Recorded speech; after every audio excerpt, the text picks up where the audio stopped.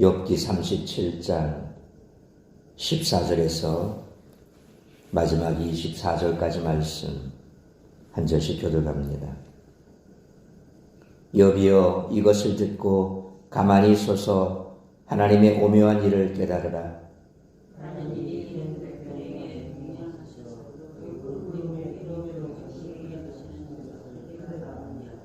그대는 겹겹이 쌓인 구름과 완전한 지식의 경이로움을 아느냐?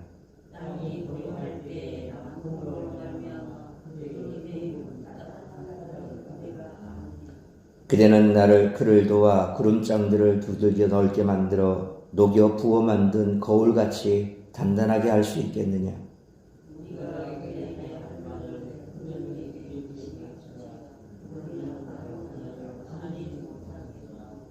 내가 말하고 싶은 것을 어찌 그에게 고할 수 있으랴? 삼켜지기를 바랄 자가 어디 있으랴?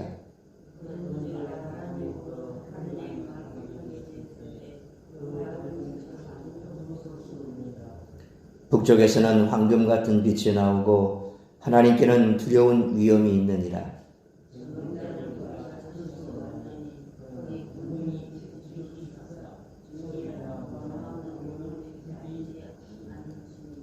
(24절) 같이 읽습니다.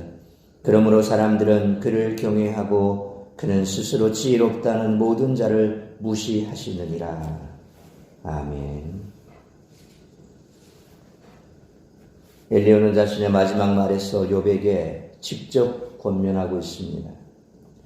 욥이 자신의 말을 듣고 하나님의 놀라운 일에 대해 깨닫기를 바랍니다. 그렇다면 욥이 알아야 하는 놀라운 일이란 무엇일까요? 엘리야는 욥이 하나님의 통치 방법을 알고 있는지 질문합니다.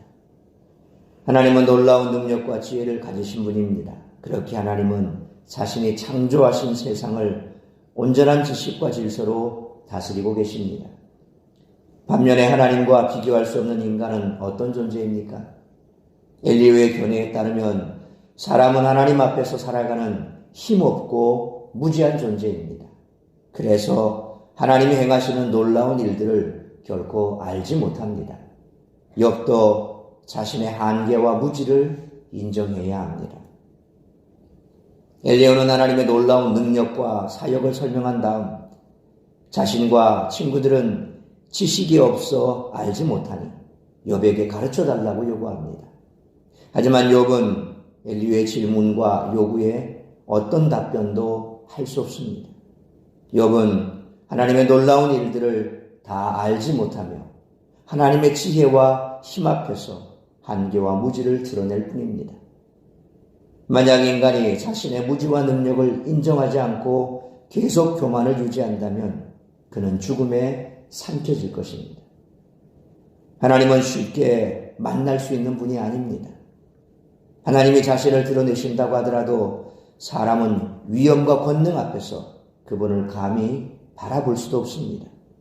아무리 욥이 자신의 무죄를 주장하면서 하나님을 찾더라도 인간인 욥은 하나님을 만날 수 없습니다. 하나님은 공의와 정의를 이 땅에서 실행하실 의지와 능력이 충분하신 분이십니다. 그렇기에 하나님을 만나 하나님의 공의와 정의, 다스리심에 이의를 제기하고 반박하고자 하는 이들은 결코 하나님으로부터 어떤 답도 들을 수 없을 것입니다. 욥은 자신의 잘못을 변명과 남 탓으로 일관하는 자세를 지향해야 합니다. 무지를 인정하고 하나님을 경외하라는 것이 엘리후의 마지막 충고입니다. 엘리야는 앞서 살펴본 1절로 13절에서 겨울 날씨를 소재로 하여 하나님의 성품을 이야기했는데 오늘 본문에서는 여름 날씨를 소재로 가르침을 이어가고 있습니다. 그런데 엘리후가 제시한 결론은 상당히 아이러니합니다. 지금까지 자신이 지혜롭다 생각하며 한껏 교만한 말을 내세운 그가 결국 자신을 조롱하는 데까지 이르기 때문입니다. 엘리야는 욥이 오만하다고 비판했지만 결국 그 자신이 비판의 대상이 되었습니다. 따라서 이와 같은 오늘 본문의 말씀을 통해 우리들이 깨달아야 할 것은 첫째로 14절로 18절 말씀처럼 하나님은 당신을 의지하고 가까이 와서 예배하는 것을 기뻐하신다는 것입니다. 엘리야는 욥과 세 친구들의 대화를 들은 후 자신이 특별한 지혜를 보여줄 것처럼 말을 시작했습니다. 하지만 그의 말은 그다지 특별하지 않았습니다. 엘리야는 14절 말씀처럼 욥을 세상 만물의 변화를 보고도 하나님의 오묘한 일을 깨닫지 못하는 사람으로 취급했습니다. 욥은 이미 9장 4절로 10절에서 하나님이 지혜와 능력으로 만물을 다스리신다는 사실을 언급한 적이 있습니다. 하지만 엘리야는 15절로 18절 말씀처럼 마치 자기가 그것을 처음 알아서 욥에게 가르쳐 준다는 듯이 여름날의 번개와 빽빽한 구름과 뜨거운 남풍, 겨울처럼 거울처럼 맑아지는 하늘이 모두 하나님의 명령으로 일어나는 현상이라고 말합니다. 이런 겨울의 추위도 언젠가는 여름의 더위에 의해 물러나는 것처럼 욥에게도 회복이 있으리라는 희망의 메시지를 담고 있긴 합니다. 하지만 엘리야는 정작 욥의 문제가 무엇인지 제대로 알지 못할 뿐만 아니라 전혀 새롭지 않은 내용을 마치 새로운 지식인 양 설명하고 분명하지 않은 것을 분명한 지식인 것처럼 주장하는 어리석은 태도에서 벗어나지 못하고 있습니다. 날씨와 계절의 변화만으로 하나님이 어떤 분이며 무슨 의도로 그렇게 일하시는지 알기는 어렵습니다. 하지만 엘리야는 자기만 그것을 깨달은 것처럼 말하고 다른 사람을 가르치려는 태도까지 갖고 있습니다. 이러한 태도는 결국 비웃음거리로 전락할 수밖에 없습니다. 하나님은 크고 전능하신 분이 분명 맞습니다. 하지만 그렇다고 해서 우리가 영원히 다가가지 못할 존재는 아니시라는 거죠. 오히려 나는 전능한 존재니 연약한 인생들은 나에게 의지하라고 말씀하시며 성도들을 부르고 계십니다. 그리고 우리가 멀리서만 찬양하기를 바라지 않으시고 가까이 와서 예배하기를 바라시는 분이 바로 하나님이십니다. 하나님은 초월하신 분이지만 내재하신 분이고 하나님은 멀리 계신 듯하지만 하나님은 항상 우리와 함께 하시고 우리 안에 계시는 분이 하나님이십니다. 그러므로 크신 하나님께 사랑이 많으신 하늘아버지께 기대하고 의지하고 하나님을 예배하는 하나님의 자녀로 살아가는 우리 모두가 되시기를 축원합니다. 두 번째로 19절로 24절 말씀처럼 성도는 하나님을 찾고 기도하므로 하나님의 구원하심과 영광을 볼 수 있어야 한다는 것입니다. 지금까지 다른 사람들의 입을 막고 자기 말만 계속 쏟아냈던 엘리야는 갑자기 말을 바꾸어 19절 말씀처럼 우리는 아둔하여 아뢰지 못하겠다라고 말하며 욥에게 가르칠 기회를 제공하는 듯 말을 하고 있습니다. 물론 이는 욥의 가르침을 듣고자 함이 아니라 20절 말씀처럼 욥에게 가르칠 능력이 없음을 드러낼 그런 의도라는 것입니다. 앞에서 겨울의 날씨에 비유하여 하나님의 징계와 긍휼에 대해 얘기했던 엘리야는 이번에는 21절로 22절 말씀처럼 여름에 구름을 몰아내는 바람과 밝은 빛을 하나님의 영광에 비유하며 그 영광을 아무도 볼 수 없다고 말합니다. 그러고는 지금까지 자기가 하나님에 대한 모든 지식을 갖춘 듯 행동한 것과는 대조적으로 23절로 24절 말씀처럼 인간은 전능자이신 하나님을 찾을 수 없고 권능이 크신 하나님은 인간이 이해할 수 없는 정의와 공의를 발휘하신다고 언급합니다.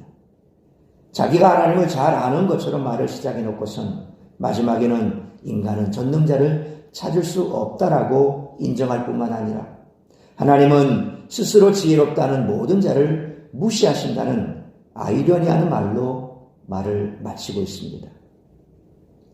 결국 하나님이 자신을 무시하신다라고 인정하는 그런 모양새가 되고 말았던 것입니다. 이처럼 자신을 내세우고 남을 가르치기 좋아하는 자는 곧 그 바닥을 드러내고 만다는 것입니다.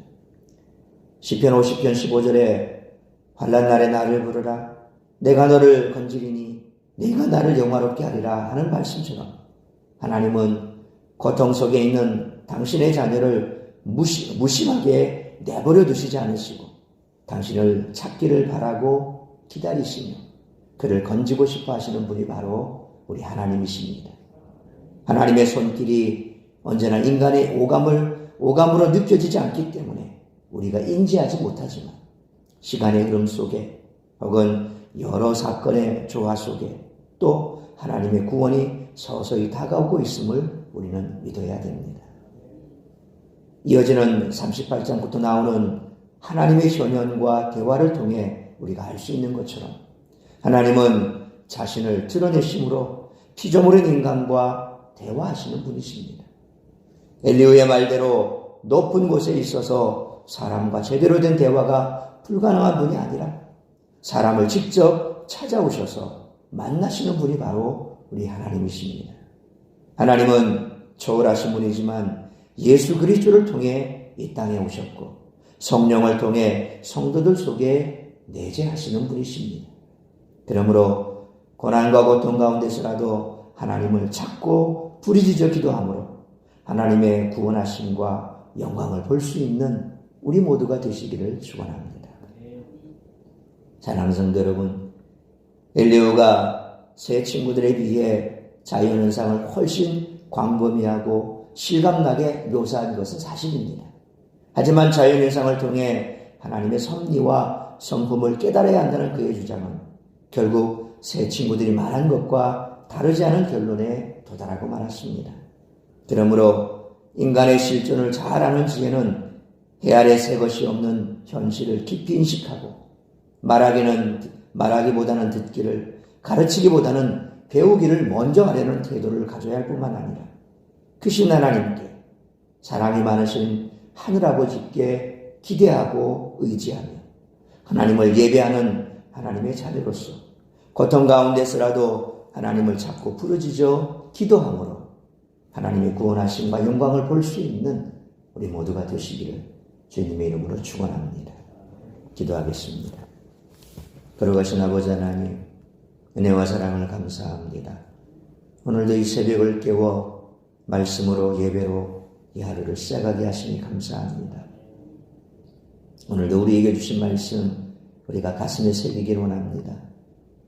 우리가 때로 우리의 오감으로 느낄 수 없는 하나님, 그러다 보니 하나님은 멀리 계신 분이요, 하나님은 이 땅의 삶과 관심이 없는 분 같고 내 인생과는 전혀 관계가 없는 분 같이 그렇게 느껴질 때도 있습니다. 늘 하나님은 나의 아버지가 되시며 나는 하나님의 자녀라고 고백은 하지만 고난의 순간 또 위급한 순간에는 마치 하나님은 내 삶과 관계없는 듯 그렇게 느껴질 때 우리는 좌절하고 낙망하지 않을 수 없습니다. 욥이 바로 그런 상황이었습니다. 그런 욥을 향해서 세 친구들과 엘리후가 했던 말은 똑같습니다. 하나님은 우리의 삶과 관계가 없고 또 우리가 어떠하든 하나님은 우리를 만날 수 없는 높이 계신 분이고 그저 공의와 정의만을 실행하시는 그런 분이라고 이야기하는 듯 그렇게 말하는 것이 옳은 것 같지만 그러나 결코 그렇지가 않다는 것입니다. 하나님은 우리를 사랑하십니다. 우리를 얼마나 사랑하시기에 독생자라도 아낌없이 내어주셨고 그를 십자가에 못 박아 죽게 하심으로 그 사랑을 십자가에서 확증하셨고 또 그 하나님께서는 늘 우리와 함께하기를 원하시기에 성령을 통하여 우리와 함께 하시겠다고 세상 끝날까지 우리와 함께 하시겠다고 임마누엘의 약속을 주셨던 하나님이십니다. 때로 우리의 삶에 멀리 느껴지고 안 계신 것 같고 고통과 고난 속에서 우리의 삶과 무관한 듯하지만 하나님은 우리의 세밀한 음성에도 귀를 기울이시고 우리의 아픔과 고통에 함께 아파하시고 눈물을 흘리시는 분이 바로 아바 아버지시라는 사실입니다. 그러므로 늘 고난과 고통의 순간에 하나님을 찾고 기도하고 또 그 하나님께 우리의 삶을 내어 맡길 때에 하나님께서 하나님의 때에 하나님의 방법대로 하나님의 살아계심을 보여줄 것이요 하나님이 함께 하심을 우리의 삶 가운데 체험하게 하실 것이요 하나님은 멀리 계신 분이 아니라 늘 우리와 함께 하시고 우리의 손을 붙들고 우리가 주님 앞에 서는 그날까지, 영광에 이르는 그날까지 우리를 붙들고 가신다는 사실을 깨닫게 될 줄 믿습니다. 오늘도 우리의 삶의 형편이 어떠하든지 그저 내 삶에 멀리 있는 듯 보이는 그런 하나님일지라도 하나님 앞에 기도하고 기대하고 기다리면 하나님의 영광을 우리가 보게 될 줄 믿습니다. 그런 믿음으로 기도하며 나아가게 하여 주옵시고, 그런 믿음으로 기대하며 기도하게 하여 주옵시고, 그런 믿음으로 하나님의 영광을 볼 수 있는 우리 모두가 될 수 있도록 성령 하나님 우리의 마음을 주장하여 주옵소서. 오늘도 힘든 삶의 현장 속에서 지쳐있는 자들, 그들을 혹시 우리가 성령께서 기억나게 하신다면 그들을 위해 기도하게 하여 주옵시고, 오늘도 그들이 힘든 삶의 현장 속에서 우리가 그들의 옆에 서서 같이 기도로 도와주고 그들 손 붙들어주고 무엇보다도 우리와 똑같이 하나님의 자녀가 되었을 때 그들이 체험하게 될 그 기쁨을 기대하며 복음을 증거하는 복된 날이 될 수 있도록 은총 내려 주옵소서. 오늘도 아픔 가운데 있는 자들 주님께서 치료하시고 절망과 좌절 가운데 있는 자들 그들 주님께서 찾아가 위로하여 주옵시고, 또한 우리 모든 성도들의 가정이 오늘도 주님 주시는 평안 가운데 주님의 은혜 가운데 한날을 살아갈 수 있도록 은총 내려 주옵소서. 이 모든 말씀 우리 주 예수 그리스도의 이름으로 기도하옵나이다. 아멘.